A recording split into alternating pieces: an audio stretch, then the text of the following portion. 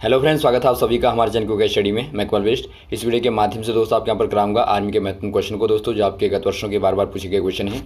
इनके आप जवाब देंगे दोस्तों हमेशा की तरह, और इन सभी क्वेश्चनों को आप नोट कर लेंगे। तो आइए शुरू करते हैं दोस्तों। और देखिए, शुरू करने के पहले थोड़ी सी एक दरख्वास्त करना चाहेंगे। यदि आपने हमारे चैनल को सब्सक्राइब नहीं किया दोस्तों अभी तक, तो प्लीज़ हमारे चैनल को सब्सक्राइब कीजिए और बेल आइकन को प्रेस करना ना भूलेगा दोस्तों, ताकि हमारे वीडियोज़ की नोटिफिकेशन आपको प्रथम प्राप्त हो सके। तो आइए शुरू करते हैं। आराम से आप देखिए इन क्वेश्चनों को, और इनको भी दोस्तों आप नोट कर लेंगे ताकि आप बाद में रिवाइज कर पाएँ। देखिए, पहला क्वेश्चन क्या दिखता है दोस्तों, किस देश में संविधान को शांति संविधान कहा जाता है। दोस्तों यहाँ पर देखिए, कौन से वाले देश के संविधान को शांति संविधान कहा जाता है, आपको बताना है। भारत, जापान, अमेरिका या दक्षिण अफ्रीका। ये दोस्तों यहाँ पर देखिए, जापान के संविधान को कहा जाता है दोस्तों। ऑप्शन नंबर आपका बी वाला सही हो जाएगा। अगला क्वेश्चन यहाँ पर देखिए, सरकार का वह अंग जो कानून को लागू करता है। सरकार के दोस्तों यहाँ पर देखिए, कौन सा वाला अंग होता है जो कानून व्यवस्था को लागू करता है। मुख्यतः दोस्तों 3 अंग होते हैं। इनमें से आपका कार्यपालिका होगा, न्यायपालिका होगा, विधायिका होगा, या फिर कोई नहीं। इनमें दोस्तों आपका हो जाएगा कार्यपालिका। ऑप्शन नंबर ए वाला सही हो जाएगा दोस्तों, कार्यपालिका। अगला क्वेश्चन यहाँ पर देखिए दोस्तों, प्रथम औद्योगिक क्रांति का काल माना जाता है। दोस्तों यहाँ पर देखिए, औद्योगिक क्रांति पहले आपको पता होनी चाहिए दोस्तों क्या है। 80s के आसपास दोस्तों एक ऐसा दौर आया जब सारी की सारी आर्थिक से लेके दोस्तों, सामाजिक से लेके, सांस्कृतिक से लेके, तकनीकी व्यवस्था से लेके दोस्तों सारी चीज़ें अचानक बदल गई। बहुत बड़ा परिवर्तन आया। तो उसी को दोस्तों औद्योगिक क्रांति नाम दे दिया गया, अर्थात इंडस्ट्रियल रिवॉल्यूशन नाम दे दिया गया दोस्तों। अब देखिए, आपका ये दोस्तों शुरुआत मानी जाती है इंग्लैंड से। कभी क्वेश्चन आता है कि कहाँ से शुरुआत हुई, तो ये दोस्तों आपकी इंग्लैंड से शुरुआत हुई दोस्तों, और बाद में विश्व के सारे देशों में फैला। अब यहाँ पर देखिए, कब हुआ दोस्तों आपको बताना है, कब ये क्रांति का काल माना जाता है दोस्तों। असल में ये आपका 1780 से लेकर 1850 तक, या फिर 1770 से लेकर 1810 तक, या 1810 से लेकर 1860 तक। ये दोस्तों आपके यहाँ पर माना जाता है 1780 से लेकर दोस्तों 1850 तक। ऑप्शन नंबर पहला वाला देखता है 1780 से लेकर दोस्तों 1850 तक माना जाता है। इस काल को दोस्तों आप बोलते हैं औद्योगिक क्रांति का काल दोस्तों। अगला क्वेश्चन यहाँ पर देखिए, पृथ्वी के किस स्थान पर दिन और रात सबसे बड़े होते हैं। आपको बताना दोस्तों वाला स्थान कौन सा वाला है जहाँ पर सबसे बड़े दिन और रात होते हैं। कर्क पर, या भूमध्य पर, या ध्रुवों पर, या केंद्र पर। ये दोस्तों आपको पता होगा ध्रुवों पर होते हैं। ऑप्शन नंबर आपका सी वाला सही हो जाएगा दोस्तों, क्योंकि ध्रुवों पर पृथ्वी क्या होती है दोस्तों, चपटी होती है, तो इसीलिए लंबे होते हैं। अगला क्वेश्चन यहाँ पर देखिए दोस्तों, भारत ने सर्वप्रथम ओलंपिक खेलों में कब भाग लिया।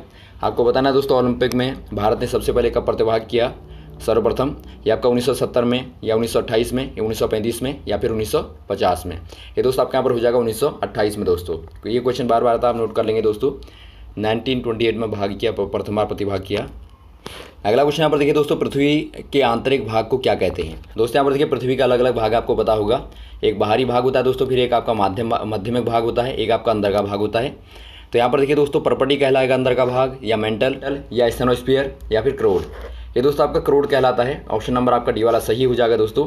अंदर वाले कठोरतम भाग को आप क्रोड कहते हैं। ये दोस्तों बहुत ही कठोर होता है। बीच का आपका तरल होता है, और बाहर का दोस्तों आपका हल्का कठोर होता है। आपको पता होगा, बाहर वाला दोस्तों आपका भूपर्पटी कहलाता है, और मेंटली आपका हो गया दोस्तों, और क्रोड आपका दोस्तों अंदर का भाग होता है। इसे दोस्तों आप निफे भी कहते हैं। निफे मतलब NIFE। यहाँ पर देखिए आप समझेंगे थोड़ा सा, NIFE। अब यहाँ पर आप साफ देखते हैं दोस्तों, इसमें क्या होता है, निकल और आयरन होता है। तो कभी क्वेश्चन आता है दोस्तों, क्रोड में क्या पाया जाता है मुख्यतया, कौन सा वाला खनिज पाया जाता है, तो आप बता देंगे निकल और आयरन दोस्तों मुख्यतया पाया जाता है। तो इसे दोस्तों आप बोलते हैं निफे या फिर क्रोड। अगला क्वेश्चन यहाँ पर देखिए दोस्तों, इराक की राजधानी कहाँ है। एक दोस्तों आपका कैपिटल वाला क्वेश्चन हमेशा आता है। तो इराक की राजधानी में दोस्तों आपको बतानी है, शिलोंग होगा, आइजोल होगा, या बगदाद होगा, या ढाका होगा। इराक की दोस्तों हो जाएगी बगदाद। ऑप्शन नंबर सी वाला सही हो जाएगा। अगला क्वेश्चन यहाँ पर देखिए दोस्तों, कौन से वाले जानवर का रक्त ठंडा होता है। आपको बताना दोस्तों, इनमें से कोल्ड ब्लडेड जो आपका एनिमल होगा, रक्त जिनका ठंडा होगा दोस्तों, ये आपका सियार होगा, गिरगिट होगा, खरगोश होगा, या बाघ होगा। ये दोस्तों आपके यहाँ पर हो जाएगा गिरगिट दोस्तों। ऑप्शन नंबर आपका बी वाला सही हो जाएगा, गिरगिट। अगला क्वेश्चन यहाँ पर देखिए दोस्तों, रक्त संचरण प्रणाली में मुख्य धमनी कौन सी वाली होती है।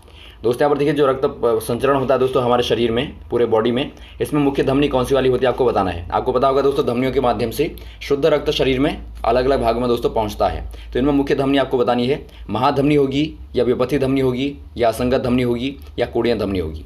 ये दोस्तों आपके यहाँ पर हो जाएगी महाधमनी दोस्तों। ऑप्शन नंबर आपका ए वाला सही हो जाएगा। ये दोस्तों हमारे लेफ्ट में पाई जाने वाली धमनी होती है दोस्तों, जो लेफ्ट के निलंद से शुरू होती है दोस्तों। निलंद जो हमारा लेफ्ट वाला प्रकोष्ठ होता है, उससे शुरू होती है दोस्तों, और ये हमारे शरीर में लगभग सभी ऊतकों तक दोस्तों ऑक्सीजन को पहुंचाती है रक्त के माध्यम से। तो ये आपका दोस्तों ऑप्शन नंबर आपका ए वाला सही हो जाएगा। अगला क्वेश्चन यहाँ पर देखिए दोस्तों, किसी वस्तु पर लगने वाला उत्प्लावन बल किस पर निर्भर करता है। दोस्तों उत्प्लावन बल का मतलब पहले आपको पता होना चाहिए, जो आपका ऊपर की ओर लगने वाला बल होता है दोस्तों। जब आप पानी में किसी भी वस्तु को डालते हैं तो उसमें दोस्तों एक ऊपर की ओर द्रव के द्वारा बल कार्य करता है, जिससे आप बोलते हैं उत्प्लावन बल। तो ये दोस्तों आपके यहाँ पर देखिए किस बात पर निर्भर करता है आपको बताना है, वस्तु के आयतन पर, घनत्व पर, भार पर, कोई नहीं। ये दोस्तों डिपेंड करता है घनत्व पर दोस्तों। ऑप्शन नंबर आपका बी वाला सही हो जाएगा। डेंसिटी पर दोस्तों डिपेंड करता है। और आपको पता होगा दोस्तों, यदि आपका उत्प्लावन बल से डेंसिटी का मान दोस्तों यदि ज़्यादा होगा तो डूब जाएगा, और कम होगा दोस्तों तो आपका तैरेगा, ऊपर की ओर आ जाएगा, और बराबर होगा तो तैरने लगेगा। अगला क्वेश्चन यहाँ पर देखिए दोस्तों, विटामिन सी का रासायनिक नाम क्या होता है। दोस्तों यहाँ पर देखिए विटामिनों के आपको नाम पता होनी चाहिए। एक क्वेश्चन दोस्तों बार बार आ जाता है विटामिन के आधार पे, विटामिन का नाम या फिर आपका रोग दोस्तों पूछा जाता है इनके आधार पे। तो यहाँ पर देखिए विटामिन सी का नाम पूछा गया दोस्तों, आपको एस्कॉर्बिक अम्ल होगा, या रेटिनॉल होगा, या थायमिन होगा, या फिर कैल्सीफेरॉल होगा। ये दोस्तों आपके यहाँ पर होता है एस्कॉर्बिक अम्ल। ऑप्शन नंबर आपका ए वाला सही हो जाएगा। और वैसे ही दोस्तों रेटिनॉल किसका होता है, ये आपका विटामिन ए का नाम होता है दोस्तों, रासायनिक नाम होता है। और थायमिन दोस्तों विटामिन बी का नाम होता है। और कैल्सीफेरॉल होता है दोस्तों आपका विटामिन डी का नाम। तो इनको भी आप याद रखेंगे। अगला क्वेश्चन यहाँ पर देखिए दोस्तों, किण्वन प्रक्रिया में किसका निर्माण होता है। आपको बताना है दोस्तों, किण्वन प्रक्रिया जो आपकी होती है ये दोस्तों एक केमिकल रिएक्शन होती है दोस्तों। इसमें क्या होता है, पहले पदार्थ को दोस्तों, वस्तु को पूरा सड़ाया जाता है, किण्वन किया जाता है। तो ये प्रक्रिया दोस्तों किस में होती है आपको बताना है, इथाइल एल्कोहल, या मिथाइल एल्कोहल, या एसिटिक एसिड, या फिर कोई नहीं। इसके द्वारा दोस्तों यहाँ पर देखिए इथाइल एल्कोहल को खासतौर पर बनाया जाता है दोस्तों। इथाइल एल्कोहल जो आपका पीने वाला एल्कोहल होता है दोस्तों, इसका केमिकल फॉर्मूला होता है दोस्तों आपका C2H5OH। ये दोस्तों आपका एथिल एल्कोहल कहलाता है। और इसी का दोस्तों यहाँ पर जो पीने में जो यूज़ करते हैं दोस्तों, इथाइल एल्कोहल का ही करते हैं। तो ऑप्शन नंबर आपका ए वाला सही हो जाएगा। अगला क्वेश्चन यहाँ पर देखिए, हमारे शरीर की सबसे मजबूत मांसपेशी कौन सी वाली होती है। दोस्तों यहाँ पर देखिए हमारे शरीर में बहुत सारी मांसपेशियाँ होती है दोस्तों, इनमें आपको पता नहीं सबसे मजबूत वाली, सबसे स्ट्रॉन्ग वाली दोस्तों कौन सी वाली होती है।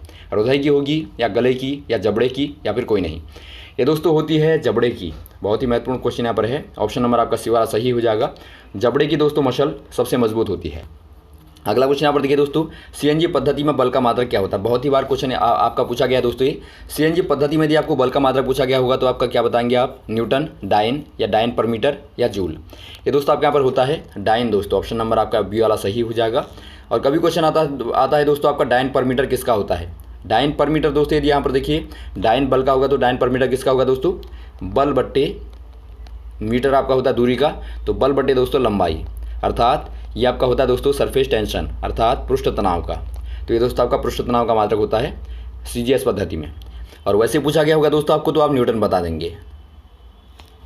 अगला क्वेश्चन यहाँ पर देखिए दोस्तों, मानव के कान के प्रकोष्ठों की संख्या कितनी होती है। दोस्तों यहाँ पर देखिए मानव का जो कान होता है दोस्तों, उसमें कितने प्रकोष्ठ होते हैं आपको बताना है, 2, 3, 4, 5। दोस्तों यहाँ पर देखिए इसमें 3 प्रकोष्ठ होते हैं दोस्तों। बाहर वाला होता है दोस्तों एक आपका, आपने देखा होगा जो आपका बाहर से दिखता है, जो ये दोस्तों आपका इकट्ठा करता है ध्वनि तरंगों को।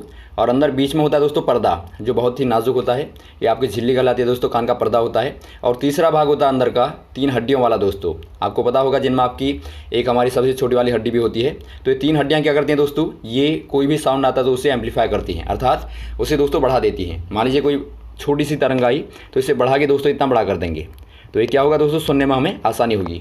तो ये अंदर दोस्तों ब्रेन तक पहुंचाती हैं। तो इस प्रकार से दोस्तों आपके 3 प्रकोष्ठ होते हैं जिनके अलग अलग कार्य होते हैं। तो ऑप्शन नंबर आपका बी वाला सही हो जाएगा।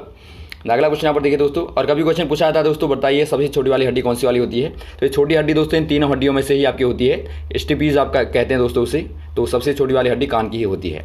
अगला क्वेश्चन यहाँ पर देखिए दोस्तों, अमलगम मिश्र धातु में पाई जाने वाली मुख्य धातु कौन सी वाली है। अमलगम दोस्तों एक मिश्र धातु का नाम है, या फिर आप कहें दोस्तों एक अयस्क है दोस्तों, एक और है। तो इसमें मुख्य रूप से कौन सी वाली धातु पाई जाती है आपको बताना है, आयरन, पारा, सिल्वर, तांबा। इसमें दोस्तों पाया जाता है पारा दोस्तों, या फिर आप कहें मरकरी। ऑप्शन नंबर आपका बी वाला सही हो जाएगा। मरकरी दोस्तों अमलगम से ही प्राप्त होता है, तो आपको याद होना चाहिए। और मरकरी का आपको पता होगा दोस्तों, कमरे के तापमान पर द्रवावस्था में रहता है, बार बार आता है क्वेश्चन, और इसका इस्तेमाल हम थर्मामीटर में करते हैं। अगला क्वेश्चन यहाँ पर देखिए दोस्तों, रेफ्रिजरेटर से निकलने वाली गैस कौन सी है। बार बार आता है दोस्तों रेफ्रिजरेटर, या फिर आप कहें जो एसी होती है दोस्तों, इनसे मुख्यतः कौन सी वाली गैस निकलती है, कार्बन मोनोऑक्साइड, या कार्बन डाइऑक्साइड, या फ्रेऑन, या फिर कोई नहीं। ये दोस्तों आपकी फ्रेऑन होती है, फ्रेऑन निकलती है दोस्तों। ऑप्शन नंबर आपका सी वाला सही हो जाएगा, जो दोस्तों एक क्लोरोफ्लोरो कार्बन का एग्जाम्पल है। क्लोरोफ्लोरो कार्बन का ही दोस्तों एक एग्जाम्पल फ्रेऑन गैस होती है। और ये दोस्तों ओजोन परत के लिए खासतौर पर हानिकारक होती है। ओजोन परत में जो होल हो रहे हैं दोस्तों, उनमें मुख्यतया फ्रेऑन, या फिर आप कहें CFC दोस्तों जिम्मेदार होती है। अगला क्वेश्चन यहाँ पर देखिए दोस्तों, इंद्रधनुष दिखाई देने का कारण क्या होता है? आपने रेनबो देखा होगा दोस्तों, बार बार जब बारिश लगती है खास तौर पे, उसके कुछ बंद होने के बाद में दिखाई देता है। तो ये दोस्तों आपका प्रकाश का ध्रुवण होगा, प्रकाश का व्यतिकरण होगा, प्रकाश का परावर्तन तथा अपवर्तन होगा, या प्रकाश का प्रकीर्णन होगा। ये दोस्तों आपके यहाँ पर होता है प्रकाश का परावर्तन तथा अपवर्तन, अर्थात दोस्तों रिफ्लेक्शन और रिफ्रैक्शन। दोस्तों यहाँ पर देखिए दोनों ही घटनाएं होती हैं इसके अंदर, परावर्तन भी होता है दोस्तों, अपवर्तन भी होता है, और दोनों घटनाओं के बाद में हमें इंद्रधनुष दिखाई देता है। पानी की बूंदों में दोस्तों प्रकाश का क्या होगा, परावर्तन और अपवर्तन होता है बार बार, और तब हमें दोस्तों रेनबो दिखाई देता है। और इसे आप दोस्तों प्रकाश का विक्षेपण भी कह सकते हैं। विक्षेपण का मतलब ही होता है दोस्तों प्रकाश का फैलना। तो कभी आपका विक्षेपण लिख के आएगा तो आप उससे भी टिक कर सकते हैं, और यहाँ पर ये लिख के आएगा तो आपका बिल्कुल ये सही होगा। तो ये रहे दोस्तों आपके महत्वपूर्ण क्वेश्चन जो आपने यहाँ पर देखे। उम्मीद आपको अच्छे लगे होंगे, समझ में आए होंगे दोस्तों। और भी इस प्रकार के क्वेश्चन को आपको लगातार बताते रहेंगे, हमारे साथ भी बने रहेगा। Okay, thanks. जय हिंद, जय भारत।